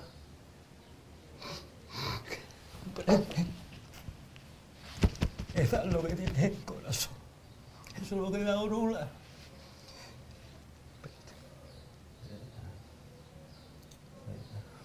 Eso es lo que da Orula, ¿no? Ólogo, espera a ver si me acuerdo el canto. A ti pon la ifa bururu, a ti pon la ifa bururu, ifa olowo, ifa omo, a ti pon la ifa bururu. Entonces si yo le pongo al proyecto Rumila, ¿cómo yo lo voy a vender? Es decir, yo necesito algo por los libros porque para hacer los libros tengo que pagar la Lulu aquello y lo otro, ¿no? Pero Proyecto Rumila me dio a mí una riqueza más grande que todo el dinero que pueda tener una persona. Es verdad que el dinero hace falta, pero yo con el que tengo, yo puedo vivir y ser feliz. Y entonces, el hecho de que Proyecto Rumila se llamara Proyecto Rumila y que Rumila es bondad, no puedo perseguir el dinero, ¿no? Y además hace falta que esta plataforma que nosotros ofrecemos sirva para avanzar. ¿Comprende? Disculpe. Es que usted me hace cada pregunta que me llega al alma. Acuérdese de esto, pero el Rumila es bondad. Y la bondad no tiene precio.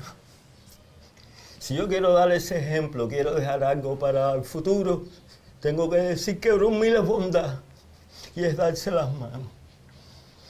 A ti pon la ifa bururu, a ti pon la ifa bururu, ifa olowo, ifa omo, a ti pon la ifa bururu. ¿Qué significa?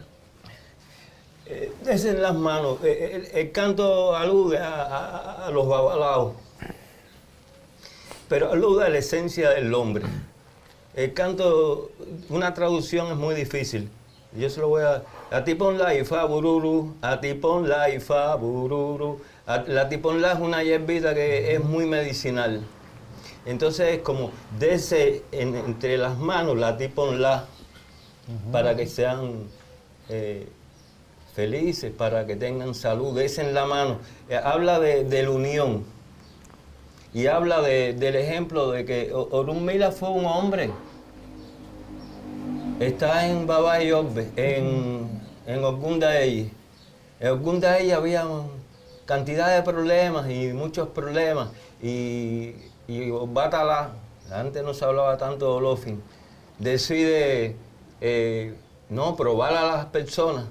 Y entonces viene hecho el Eguar y le dice a Obatala, mira, di que tu hija está enferma, pero no pongas a tu hija ahí enferma, pon una muerta.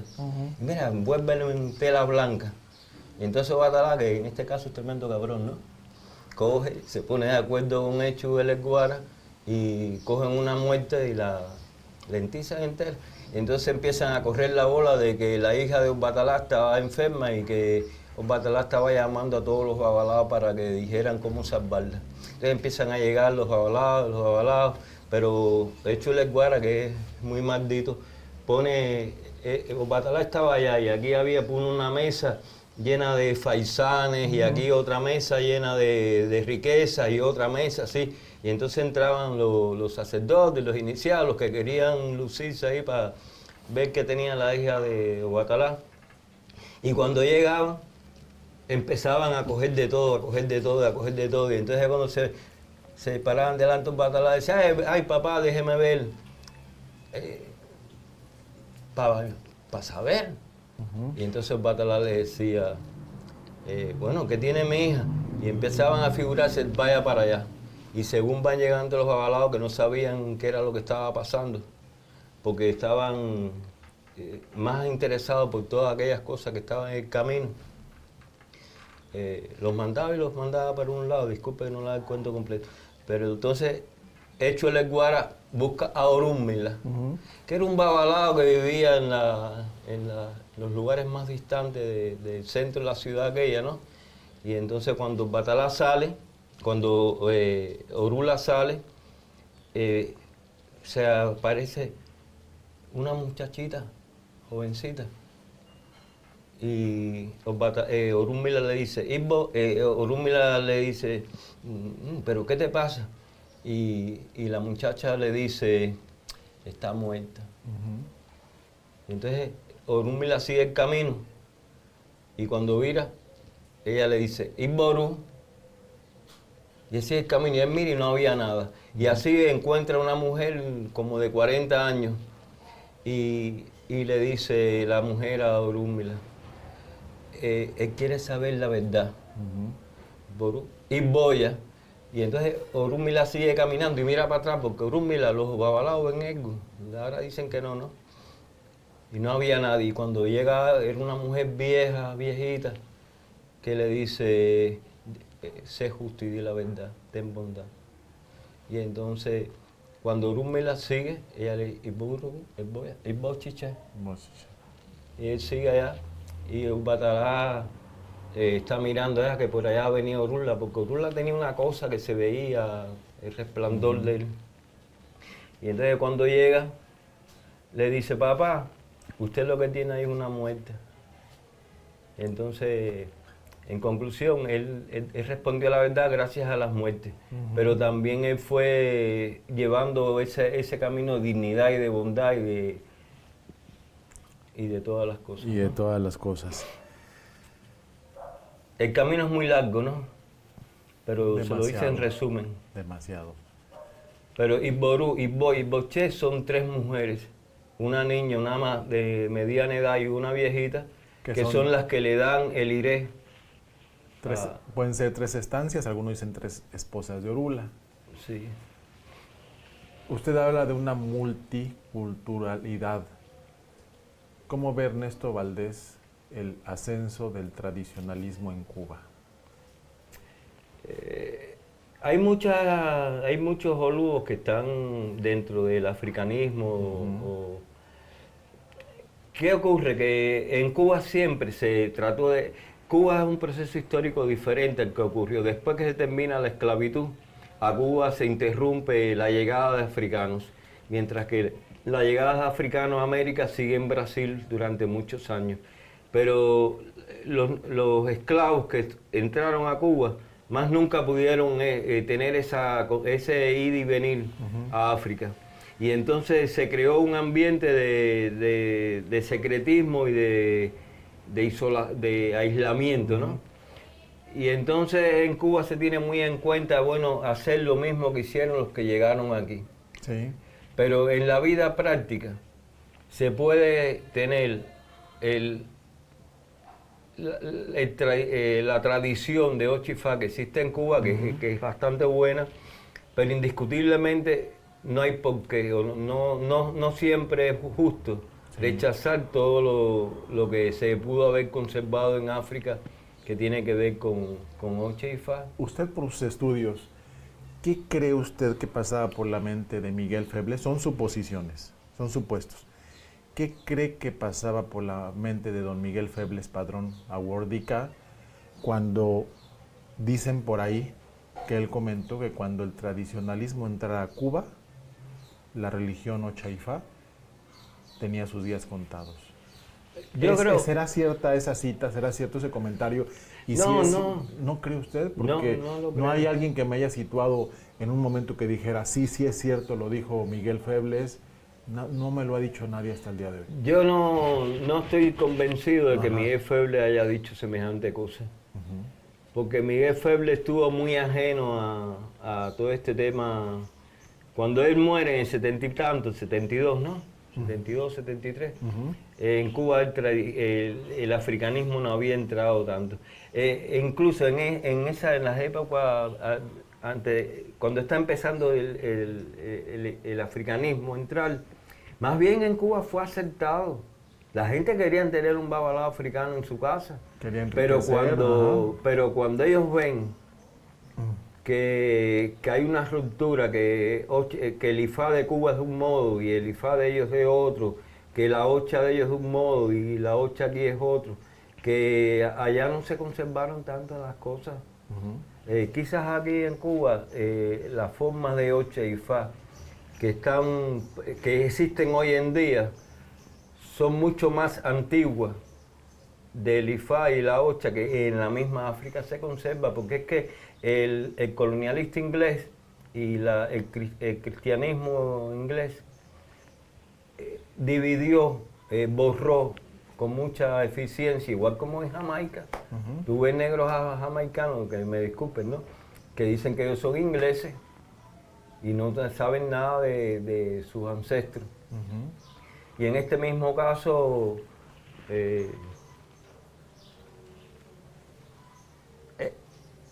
el africano, lo que pasa es que hay muchas cosas de África que se conservan, yo pienso, yo creo y estoy seguro que hay muchas cosas particulares de diferentes zonas de la región nigeriana que en Cuba se conservan hoy en día mejor que en África. Porque en África los ingleses la borraron de la mente de las personas. Pero creo también de que hay mucho de los rezos, de los cantos y muchas cosas particulares que no sería bueno rechazarla por completo. ¿Su obra solamente se limita, padrino, a obra escrita o también hay obra oral que ya tiene usted? Todo lo que está es escrito y es la IFA y la OCHA que se conservaron en Cuba.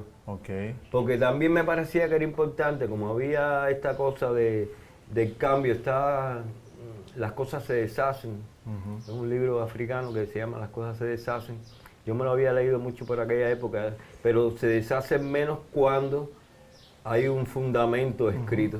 Todo requiere hoy en día un fundamento escrito para su conservación y para su desarrollo justo, ¿entiendes? Exactamente. Miembro fundador del Museo Municipal de Regla.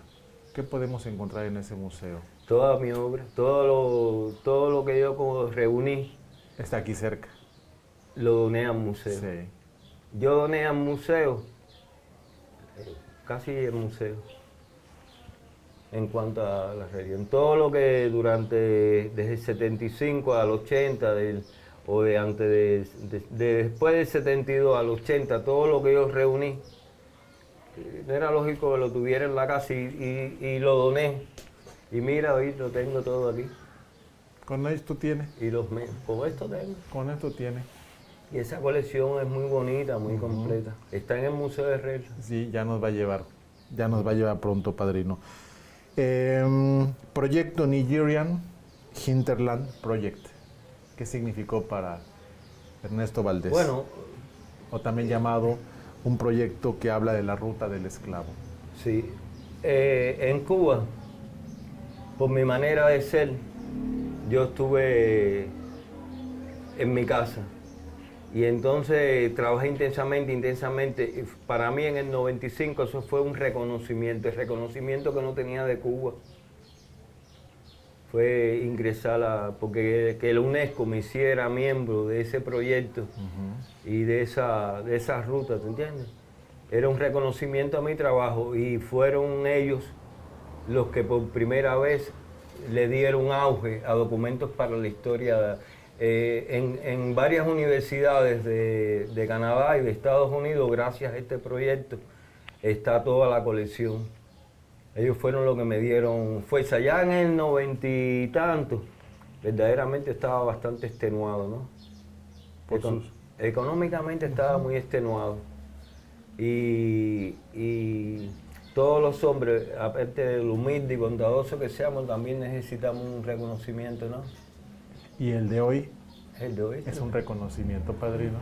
Es un reconocimiento porque yo creo que hay que reconocer y hay que exaltar y hay que quitarse el sombrero con personas como el profesor Ernesto, que han entregado su vida precisamente para hacer esto algo mucho mejor. ¿Se han cumplido todos los sueños de Ernesto Valdés?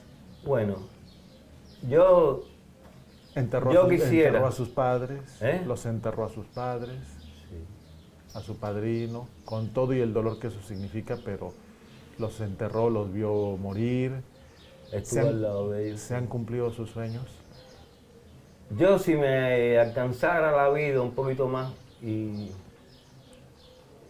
es de madre, porque si no hubiera terminado, si no hubiera publicado toda mi obra, claro, que estaba por publicarla, pero ya está publicada toda mi obra, se conoce en más de 50 y pico países, y yo debo estar tranquilo, orgulloso, feliz, ¿no?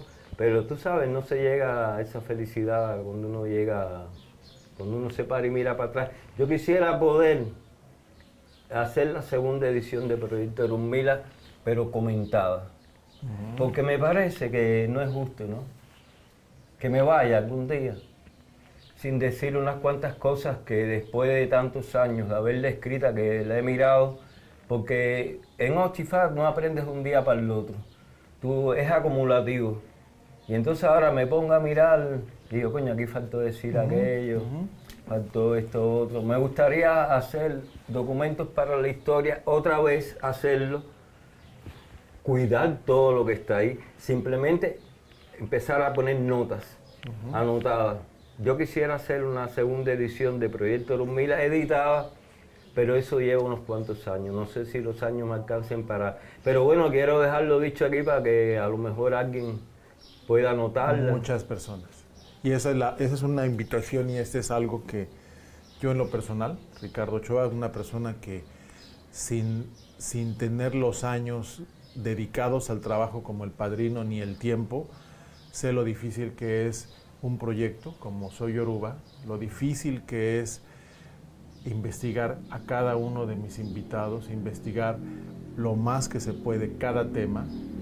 Yo trato de investigar mucho a mi invitado, que trato de investigar el tema, trato muchas veces de hacer a un lado igual el pensamiento crítico, el pensamiento religioso para situar las preguntas, el tiempo, el espacio, y sé lo difícil que es. Entonces, yo sí quiero invitar el día de hoy de manera muy particular, número uno, a que tratemos de comprar de manera original la obra del profesor, la obra del padrino Ernesto Valdés Jane, que es Proyecto Erunmila, y documentos. Documentos para la historia de Oxford en Cuba. Exactamente. Está en Lulu, en una tienda de lulu.com. Lulu. Y apoyemos la obra, apoyemos y hagamos algo que se llama justicia. Sí, hagamos algo que sea justicia para la persona. De todos modos, nosotros vamos a contribuir fuertemente, padrino, y nosotros como organización, nosotros como un equipo grande, vamos a hacer ese esfuerzo para que se pueda llevar esta etapa de Proyecto Erunmila, esa parte oral. ¿Con qué se despide, padrino Ernesto Valdés?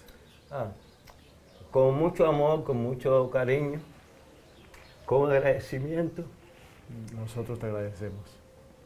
Y entonces, lo que quisiera es que el Proyecto Erunmila, la obra, fuera anotada. Y yo quisiera, si pudiera, ¿no?, iniciar ese grupo. Hace falta anotarla. Pero también esto porque soy un poco ambicioso. Ambicioso en el sentido de que anotado es mejor. Ya alcanzamos la meta, pero cuando alcancé la meta, me doy cuenta que ahora tengo otro reto, ¿no? Que sería anotarla, o si no, comentarla. Por ejemplo, en conferencia, hablar sobre tal libro, hablar sobre tal pataquí, sobre tal orden.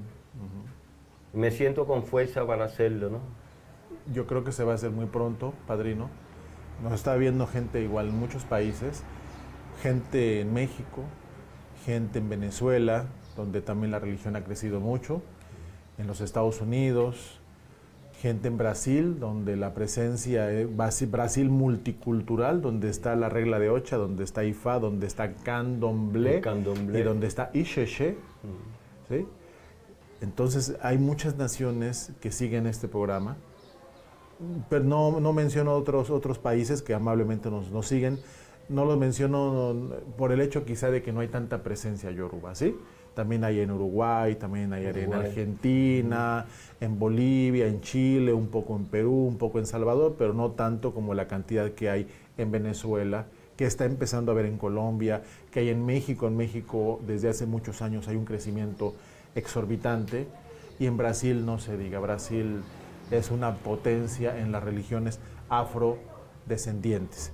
Sí, entonces yo sé que en todos estos públicos, todos estos lugares que nos están viendo, yo sé que mucha gente va a estar interesado, padrino, en conocer de cerca a Ernesto Valdés, en conocer de cerca la obra y poder acercar a este caballero, a este personaje, a esos públicos, a esas comunidades que están ávidas de conocer, ávidas de crecer y que están interesadas en tener una referencia, o quizá a veces hasta tirarse la foto con un personaje latinoamericano, un personaje que ya es parte del ADN, y como decía el padrino, ya todos llevamos un tatuaje que es Proyecto Orúnmila, y todos tenemos ya dentro de nuestro ADN la figura, el trabajo del padrino Ernesto Valdés Jane. Te agradecemos mucho, padrino, la presencia. Bueno, más bien que nos hayas dado la presencia de Yoruba y que nos hayas dado a nosotros el espacio aquí, y quién mejor con mis santos. Y quién mejor coronados que sus santos. Sí, es único. Pues les agradezco su presencia. Muchas gracias. Yo estoy muy agradecido y verdaderamente siempre he querido mucho a los lectores de mis libros. Muchos me escriben y les respondo siempre con cantidad de todo lo que puedo. Y que apoyemos a través de plataformas a través de las cuales el padrino o su equipo de trabajo pueda llevarse algo justo por esos 40 y pico años de trabajo, pero más que 45 años de trabajo, es por esa vida entregada a un proyecto Orúnmila que al final se convirtió en un proyecto de vida. Mi nombre es Ricardo Ochoa, no dejen de apoyarnos y nos vemos en la próxima edición. Hasta la próxima. La, la, la.